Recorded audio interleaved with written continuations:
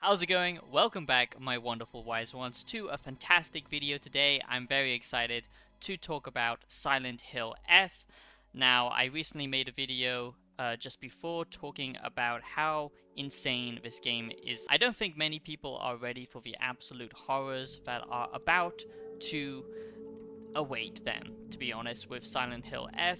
And it's doing something very unique, very different. That's thanks to the setting. This is an authentic recreation of Japan in the 1960s, a setting that we've never really got to explore in media, especially in video games. And as someone who has now lived in Japan for 2 years, I can tell you that the authenticity is just astounding with the depiction of the villages and the overall atmosphere.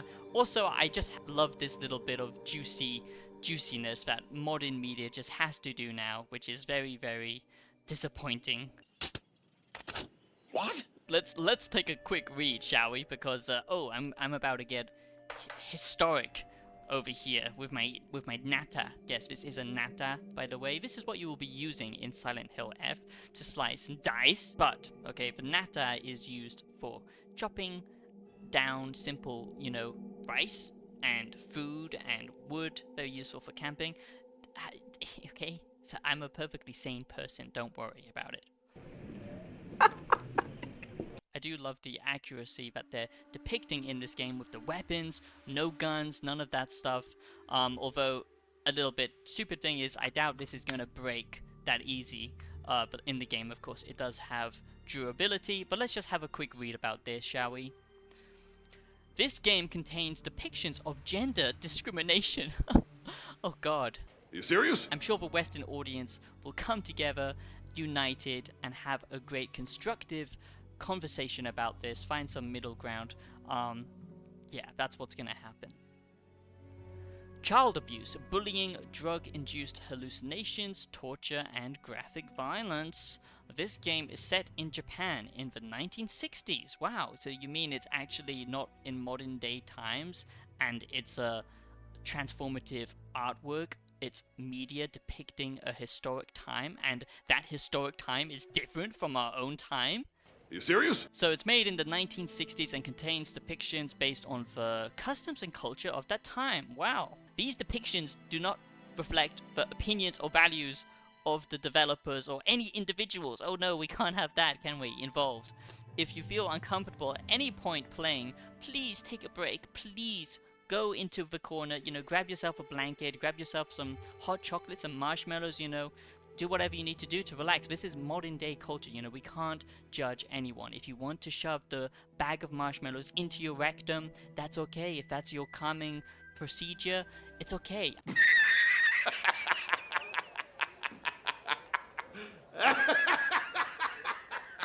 So please, okay, take a break, because this is fiction, and it's very damaging towards your psyche. And it does depict actual culture that used to exist. And speak to someone you trust. Yeah, that's right. You might need counseling. You might need a goddamn PTSD therapist after playing Silent Hill F. Okay, so warning is done. Okay, I hope that's okay. So welcome back, my wonderful wise ones, to a great video today as we take a look at Silent Hill F. And I am so goddamn excited about this game because it's a game that is actually not afraid to say what it wants.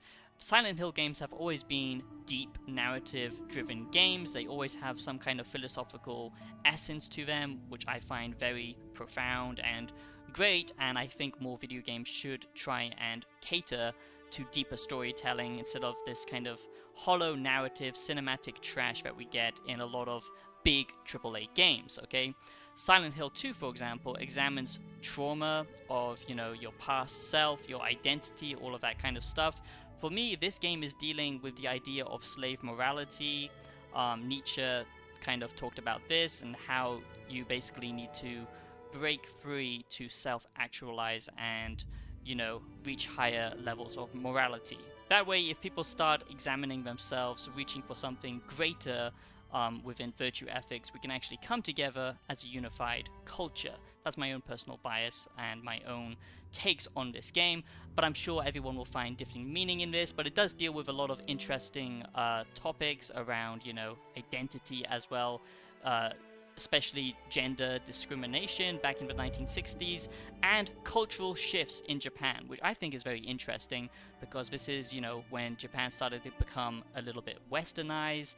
It's about kind of the end of Shintoism and Buddhism that is still practiced today in Japan, especially where I live next to the countryside. It's still a part of the culture here, but also it's about, being in this kind of backwoods village that's kind of not developing or meeting with the modern times in the 1960s. They're kind of disregarding modern medicine and all that kind of stuff. And your character, this little teenager girl, is, caught up in all of this. Her friend group is kind of bullying her.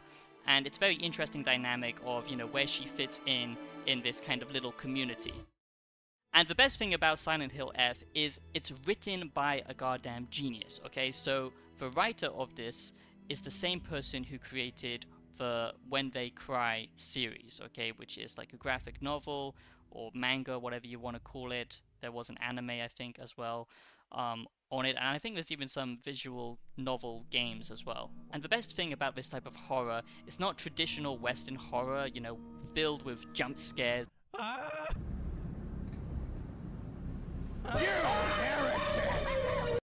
What is so good about psychological Japanese horror is it's a very particular genre that plays with the mind, that plays with your psyche, that everything can appear normal, but there's just something slightly off. You just catch glimpses of something being slightly off with characters, what they say, the atmosphere. That's what this writer does so well. And I think that this is probably going to be the best written Silent Hill game. So I do hope you enjoy this Silent Hill F review, and this is all based on the early access stuff that I've covered at Tokyo Game Show. And exciting news is I just got my press pass, verified, so I will be going on the 25th and 26th for the press event. So I'm going to be able to cover lots of new games, and I'm very excited because this is the second time I'm going, so I'm very excited to chat with developers and all that kind of stuff and try and get as much coverage for you guys as possible. So please let me know down below in the comments if there's anything you want me to look at while I'm there, okay? And I would say that this is the same quality, if not greater quality, than the Silent Hill 2 remake as a game. Narrative-wise, that's going to depend. That's a biased opinion, that I think that this is slightly better, but the Silent Hill 2 narrative is still very good, and I will be doing a philosophical analysis on that game at some point.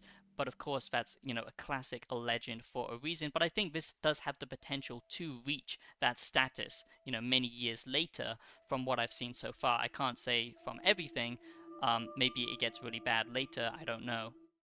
So before we get into the nitty-gritty of this Silent Hill F review, I do simply ask that you subscribe to the channel. It would mean a great deal to me. Become a wise one today. So I will be breaking down the positives and negatives for this Silent Hill F review, like I do with all of my early access game reviews. Let's go already! Okay, so the first thing I want to cover is the graphical fidelity and the art style. Okay, not so much about the graphics, but this does, of course, look absolutely incredible.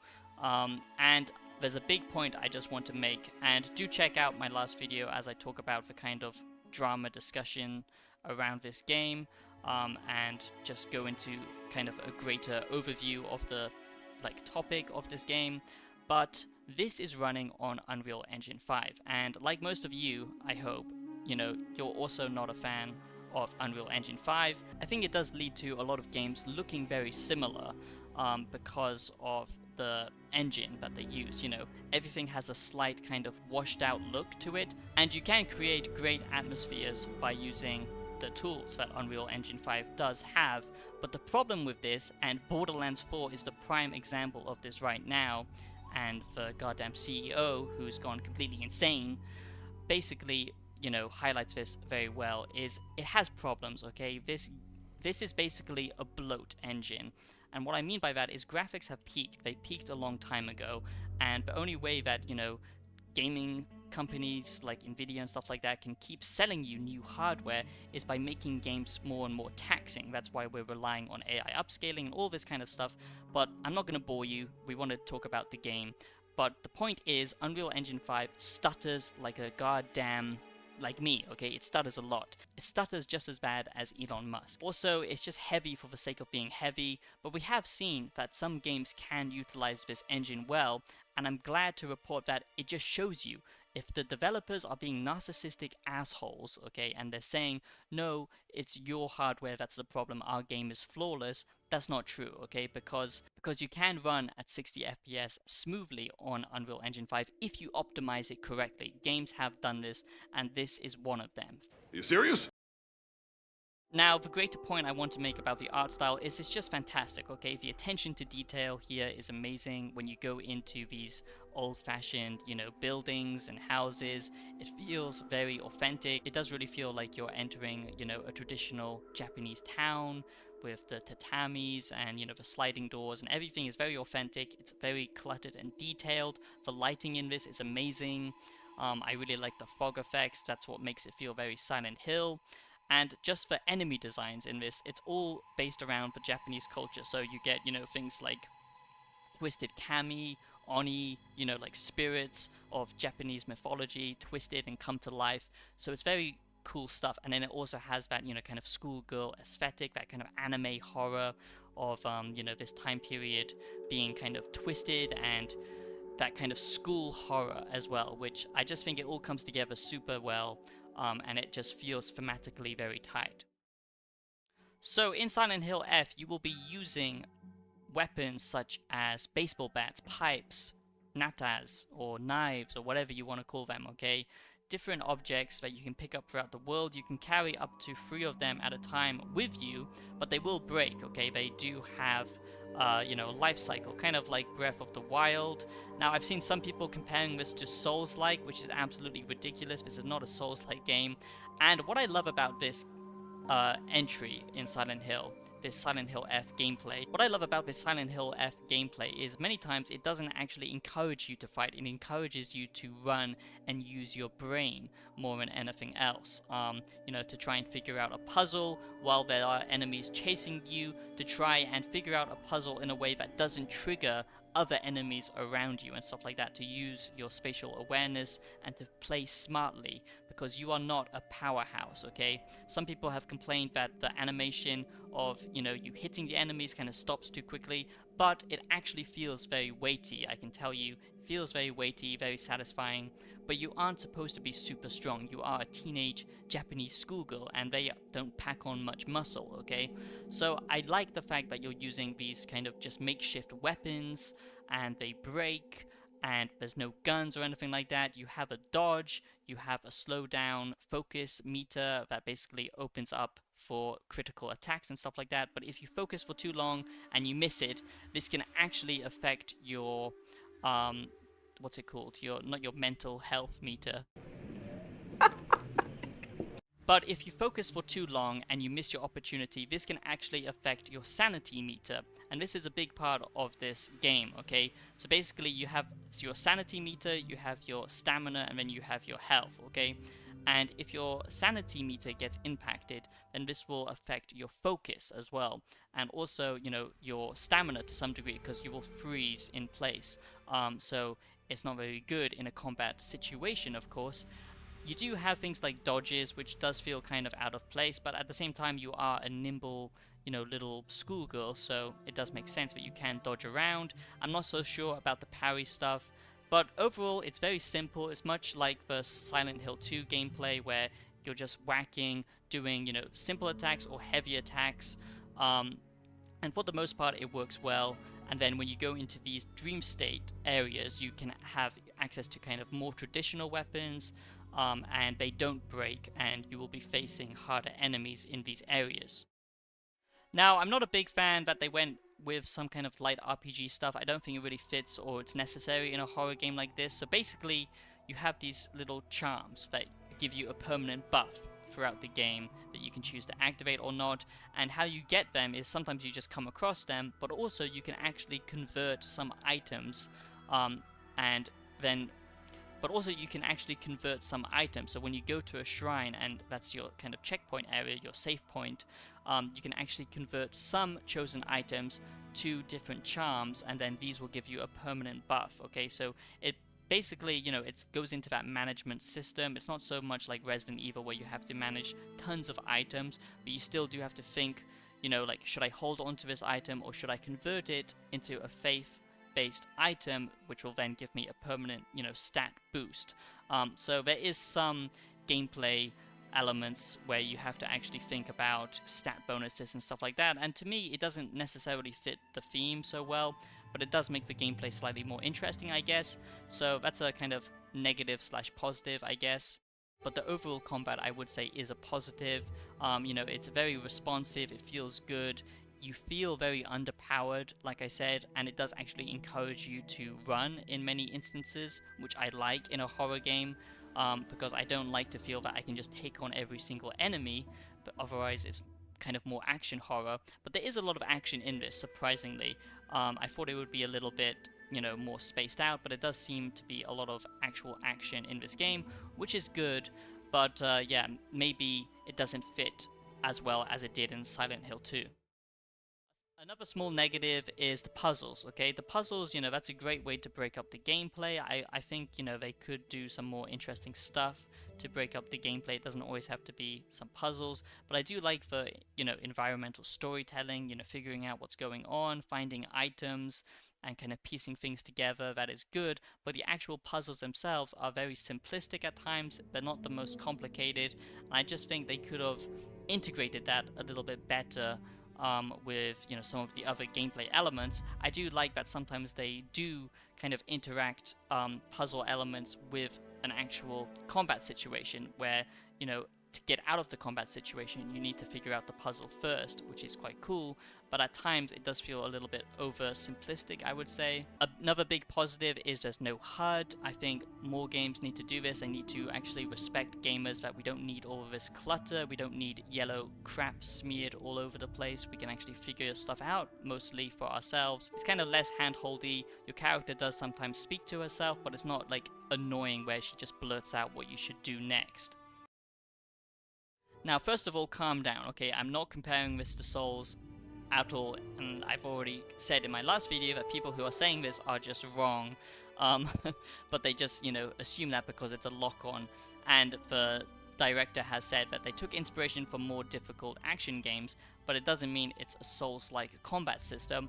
But one thing I will say is, if you want to compare it to any of the Souls-like games, which I think is kind of stupid, but I think the only valid comparison here is the weightiness of this game. Just to put it into perspective, it feels much more similar to something like Dark Souls 1 with how long animations take, okay? And you have to actually commit to these animations, and that's a huge thing that I love from games like that it means animations have real consequences and they take a long time to wind up. So it's not a fast, kind of whack-a-mole type experience. It's very slow and deliberate, which I like personally, so that's a big positive.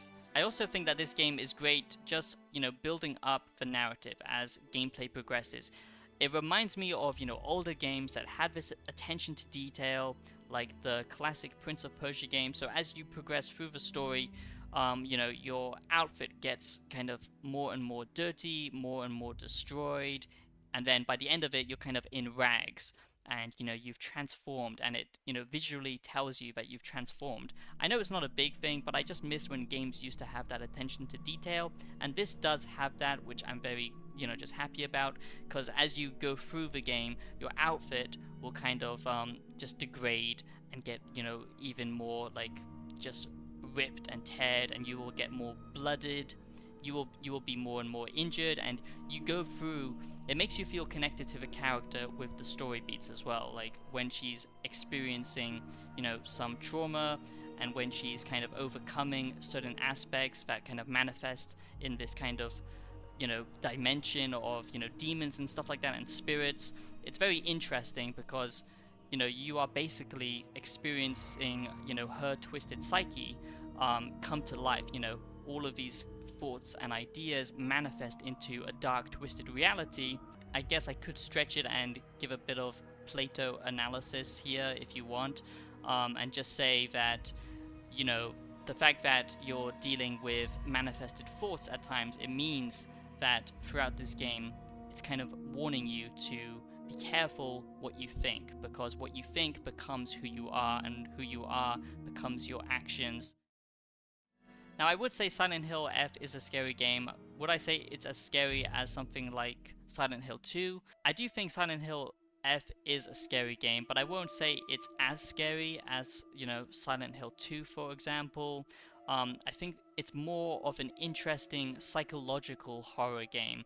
And if you're like me and you love psychological stuff, you know, psychological analysis and kind of guessing what's what and all that kind of stuff, then you're gonna like this. It is a very linear game. It does have some slight exploration, like I said, some upgrades that you can find for your character as you progress, but that's not really the main focus of this. It's a very simple game where you just kind of progress from one area to the next. There are bosses in this, surprisingly, and the bosses are very difficult, surprisingly. And I like that it doesn't rely on being a gimmick boss as well. It's truly, you know, skill-based action mixed in with all of this narrative stuff. So it does keep you engaged, even if it's simple, because you actually have to be good at the game. That's why they recommend a low, you know, difficulty to begin with, because you actually have to watch the enemies, watch their attack patterns, and I think that this is actually a more difficult experience than Silent Hill 2. But in the end, I do think it's a simple game, and if you want a good story-driven game, then this is it. But if you're expecting, you know, it to be kind of more fleshed out as a game, then maybe you're going to be disappointed, because exploration here is kind of not really there. There are side things that you can go and get more narrative, you know, depth and stuff like that, but it's not a game that you have to feel that you need to go and explore every single corner. Also, I do like that, because Silent Hill 2 at times did have some bloat in it with some of the added puzzles, some of the backtracking. This is much more of a straightforward linear adventure, and I think that's great because it tells the story and it's got good skill-based action combat with, you know, scary horror elements, of course, because it is quite scary, especially when you are, you know, kind of, especially when you can see the enemies and they aren't necessarily a threat to you until you do something. So it, you know, kind of like with Chronos, that recent game, it's, you know, it adds tension because it's up to you what you do that can cause, you know, a bad reaction from the enemies. So those are my positives and negatives in this Silent Hill F review. Now, I do think I've been fair for the most part, and the story, I will grant you that's a biased opinion. You know, some people might not gel with this, so it just depends. I absolutely love Japanese culture, mythology, all that kind of stuff, psychological horror. So this is, of course, all of the stuff that I love, but it doesn't necessarily mean you will like it. But the action here is still very well done. The art style is very well done. Like, everything in this game is put together very well, I would say. So I do think Silent Hill F is worth playing, and if you're asking, is Silent Hill F worth it? Is it the next big Silent Hill game? Yes, I do think it is. I will just say that some of the enemies and their attack patterns are very difficult to kind of figure out with how they move and stuff like that. It does take a while to figure out, but, you know, that is kind of a skill issue, and like I said, this does demand you to pay attention. It's not good for people who aren't very good at timing and stuff like that, so you do actually have to be good at the game. But I do hope you enjoyed this Silent Hill F review, this Silent Hill F game review based on the early access stuff. I'm very excited for this one. Please let me know your thoughts down below in the comments, what you think about this game, if you're gonna pick it up and if you're gonna try it. I wish I could get away from the news, because there's so much goddamn problems in the Western world right now with everyone being so divided. So this community is all about, you know, trying to think objectively, look at things for what they are. I will tell you if I have a biased opinion or a biased point in any of my videos. And thank you so much for watching, my wise ones. I'll be seeing you in the next video. Take care of yourself, God bless you, and subscribe if you're new. Peace out.